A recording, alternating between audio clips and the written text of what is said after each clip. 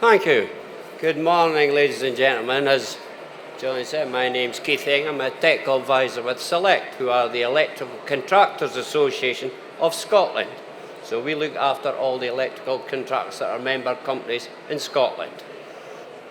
And this morning I will be giving you a short presentation, you may be happy to hear, on fire detection and fire alarm systems in dwellings.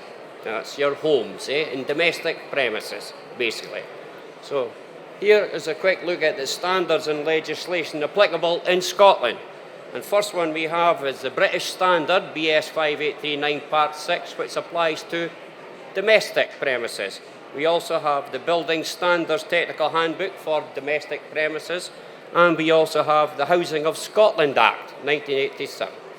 So looking at the first one, we will look at, this is the British standard that covers fire alarm and detection in your homes in dwellings, which is called BS 5839 Part 6, and that has been revised in 2019. Okay, and that covers the design, installation, commissioning and maintenance of your fire detection and fire alarm system within your domestic premises. We also have a look at the Housing Scotland Act, which has been changed. It's been the biggest change to the Housing Scotland Act since it came in 1987. And basically what they are now saying, the tolerable standard has been changed and it must apply to all housing in Scotland from the 1st of February 2021.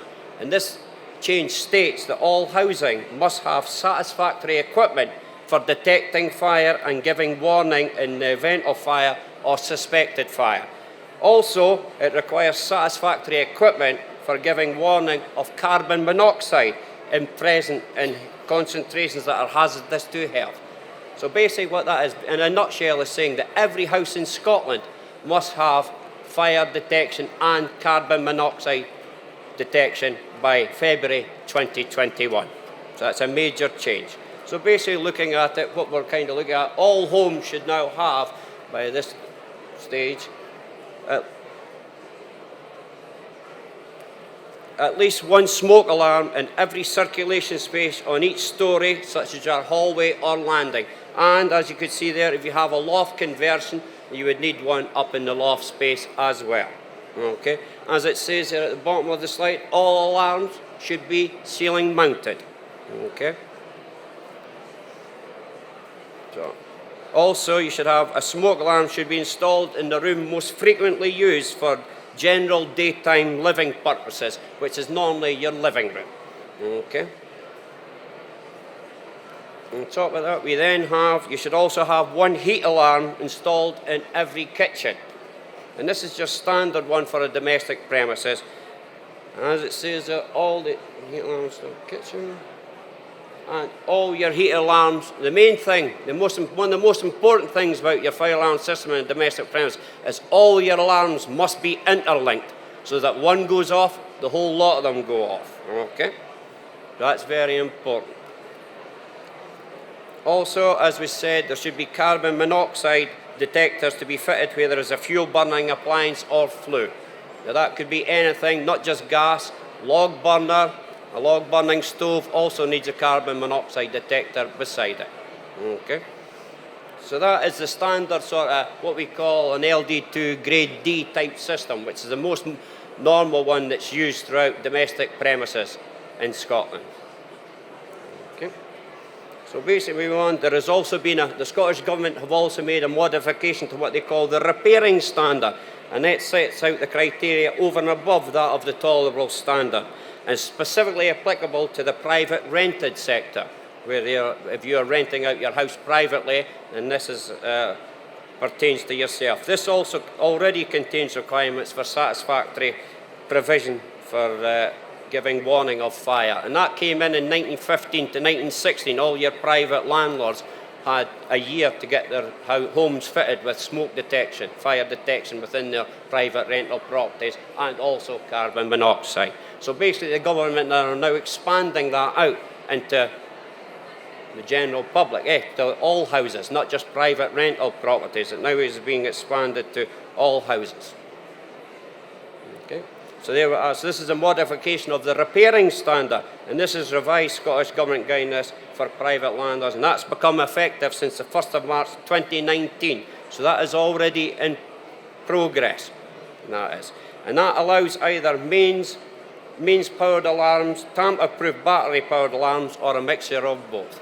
Okay? They do recommend that you hardwire your system, but because the government are throwing it out to every home in Scotland, you can still use battery types 1 in certain installations. Okay? And this BS 5839 Part 6 lists a table which tells you what type of property you have and what type of installation they recommend should have within that property. Okay, so just taking a very quick look, like I say, at the types of property that's covered by BS 5839 Part 6 2019. Premises designed to accommodate a single family standard domestic dwelling for your family home. Houses of multiple occupation comprised of a number self-contained unit, each designed to accommodate a single family.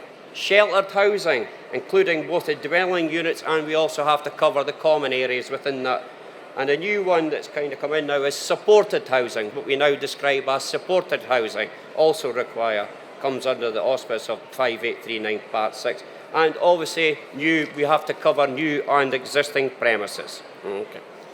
So basically, 5839 Part 6 for domestic was updated because the other part of 5839 Part 1, which covers all building, was updated in 2017. So basically, we've had to update the domestic one to keep in line with the requirements of that. Okay, and there was new recommendations were put in it for the testing and servicing of, and the different grade is introduced. And there was new recommendations put into the book to prevent delay of alarm signals transmitted by social alarm systems in sheltering houses, and that's by ARC, or what we call an alarm receiving centre. So basically, they're trying to minimise nuisance alarms and also any delay. If your alarm sends a signal to a retreat receiving centre, it has to be done within a certain time. Okay. There is also new recommendations for fire detection in supported housing and self-catering premises or premises with short-term paying guests. That's like bed and breakfast, and it depends on what type of installation you have. So these are included now into BS 5839 Part 6 for domestic. Okay? And obviously the regulations have been changed due to, unfortunately, the occurrences in Grenfell Tower. And we will see a big increase in domestic fire alarms after the Hackett report.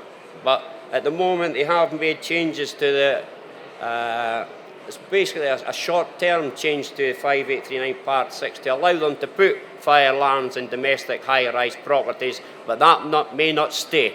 That depends on the outcome of the Hackett report and when the government review it after it. But there will be changes, probably take about 3-4 years before it comes into effect. But there will be changes to the 5839 Part 6 and Part 1 after the Grenfell Tower incident, unfortunately. So a typical example of the type of premises we're talking about, if you look at sheltered housing, the existing premises, if you have an existing sheltered house, well, for your individual dwelling contained within that property, it should be a category LD2, which is the one that we have previously described, with the smoke detectors in the main circulation areas, one in the main occupied room, and the heat alarm in the kitchen, and a carbon monoxide if you have a fuel burning stove or in the kitchen as well. That is what we call a category LD2 system, and it now should be a grade D2. Now in BS 5839 Part 6 they've changed the grading. It used to just be known as a grade D, but now we have a D1 and a D2. And the very simple difference is, for a D1, these are hardwired smoke detectors with tamper-proof long-life battery. That is a D1 type system. A D2 type system is a hardwired smoke detector with a user-replaceable battery. Okay, so they still have to have the user-replaceable batteries. They're still out there, but they are only allowed to be used in certain instances, and that's defined by a table in BS 5839 Part 6. Okay, so as you see, for existing properties, you're allowed a D2 category LD2. Your communal areas haven't really changed that much. They still have to be a grade A category L4 or L5, which basically means it has a central control panel, and all the alarms feed back into that central control panel for the communal areas. Okay? And again, as it says, the most important thing is all smoke and heat alarms should be interlinked. That's one of the most important things. All your detectors need to be interlinked so that one goes off, the whole lot of them go off. Okay. So now we're going to look at as the change for a new or material altered premises, and as you can see, the main change is that you're now allowed, it has to go up to a category LD1 system, and it's still a grade D2. Now, category LD1 system basically has a higher number of smoke detectors throughout the premises. Okay. So that is basically having a smoke detector in every room, apart from rooms that are unlikely to be a fire, for example, your bathroom. You're not going to put a smoke detector or that in your bathroom. So that just has a higher number of detectors. Okay. Then they'll go out into the bedrooms, as opposed to just circulation areas and kitchens inside your home. They will now go into the bedrooms as well. Okay. So it's just a higher level of fire detection throughout your home. Okay. So that is for a... Now, if you want to look at an HMO, still quite important, houses of multiple occupation, whether it's a 1 or 2 story property. If it's a new or materially altered premises, this time, again, they have a higher degree of protection for an LD1 system, a higher degree category, which means you have smoke detectors not only throughout the LD2, but you also have them in the bedrooms, etc. as well. And this time, as you can see, we now have a D1 system, so you're not allowed to have user replaceable batteries in an HMO type property, which is understandable, because the last thing you want to do is your person that's living there to take the battery out of your smoke detector, which will totally nullify it. So basically these have to be hardwired with tamper-proof long life type batteries within them. If it's in an existing premises, you're still allowed the category LD2, which was the one I showed you, and it still has to be a grade D1. So again, must be a hardwired system with tamper-proof long-life batteries in it. And once again, the major thing is all your alarms have to be interlinked. They all must go off should there be a fire. Okay, so that is looking at our communal areas of our HMO property.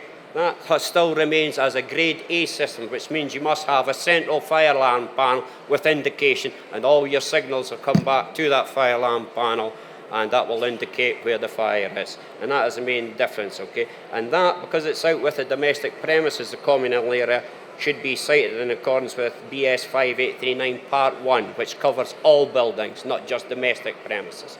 So that is a category L2 system, okay? So moving on to the building regulations in Scotland, the guidance provided has not changed. If you're doing any job under the scope of a building warrant, then the guidance has not changed. Smoke alarms, heat alarms installed still require to be mains powered. You must still put in mains powered. If you're doing a job under a building warrant or a new installation, they must still be mains powered alarms. As it says here, battery powered alarms are not suitable for that type of system. And again, one of the most important things that we can't help but reiterate, all alarms must be interlinked, so as that one goes off, they all go off. Okay? And that is very simply a short presentation about fire alarms, and that is a major change that's moving forward. And the biggest thing is, under the Housing Scotland Act, every house in Scotland must have fire detection by February 2021. If you have any questions, if you'd like to ask me anything regarding the categories and grades of fire alarm system, I will be in the exhibition on stand 31, the select stand in stand 31. So please feel free to come and ask me anything you would like. I will be here all day. So please feel free. And you'll get a nice free water bottle and an ice scraper and a nice pen to take home. Okay. Thank you very much.